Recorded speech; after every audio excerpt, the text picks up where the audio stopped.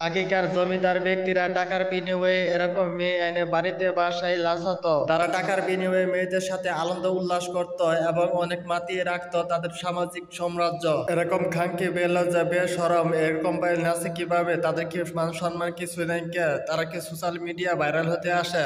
अपने आप को बहुत स्मार्ट समझते हैं। स्मार्ट तो हम बचपने का ही माई उम्र का है लेकिन हम करोड़ों আগে ছিল যাত্রাপালা, সেই নাম পরিবর্তন করে বাংলা দিয়েছে টিকটক। টিকটক আর যাত্রা সব একই, সবই দুধ আর লাভি। দেখো না, দুধ দেখিয়ে টিকটক করলে নাকি লাইক কমেন্ট শেয়ার বেশি আসে, ভিউ বেশি আসে, টাকা ইনকাম বেশি হয়। এই কারণে মেয়েদেরা মনে হয় দুধ দেখিয়ে টিকটক করতে থাকে।